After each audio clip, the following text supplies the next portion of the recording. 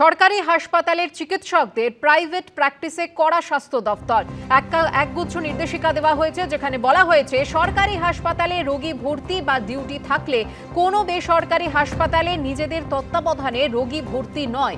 সপ্তাহে যেদিন সরকারি হাসপাতালে রোগী ভর্তি বা ডিউটি, সেই দিন বেসরকারি হাসপাতালে রোগী ভর্তি নয়।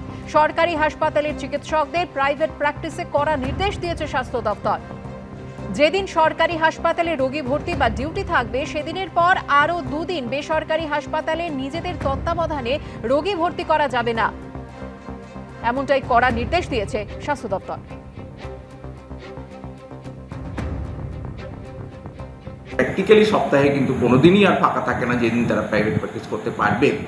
ফলে এইরকম একটা চূড়ান্ত একটা অবাস্তব এবং চূড়ান্ত একটা চিকিৎসক স্বার্থ বিরোধী এই যে নির্দেশিকা, আমরা সার্ভিস ডক্টরস ফোরামের পক্ষ থেকে আমরা দাবি জানাচ্ছি এবং আমরা মাননীয় স্বাস্থ্যমন্ত্রীর কাছে আমরা চিঠি দিয়ে আমরা জানাচ্ছি যে এই নির্দেশিকা অবিলম্বে ক্ল্যারিফিকেশন দরকার রয়েছে এবং সংশোধন দরকার রয়েছে।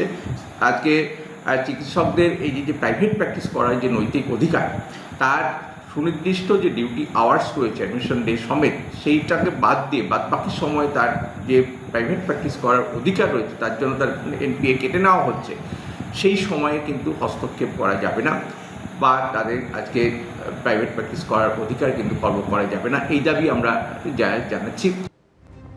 সরকারি হাসপাতালের চিকিৎসকদের জন্য প্রাইভেট প্র্যাকটিসে কড়া নির্দেশিকা দিয়েছে স্বাস্থ্য দফতর, যেখানে বলা হয়েছে সরকারি হাসপাতালে রোগী ভর্তি বা ডিউটি থাকলে কোনো বেসরকারি হাসপাতালে নিজেদের তত্ত্বাবধানে রোগী ভর্তি নয়। আর এ নিয়ে কি বলেছেন চিকিৎসক মানস কুমটা, দেখুন। ভীষণই বিভ্রান্তিকর।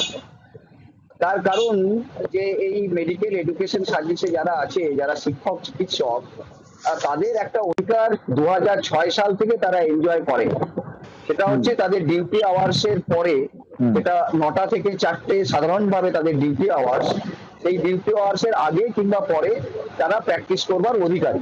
শুধু আমার রাজ্যের বিষয় নয়, এটা ন্যাশনাল মেডিকেল কমিশনের বিষয় এবং সারা দেশের বিষয়।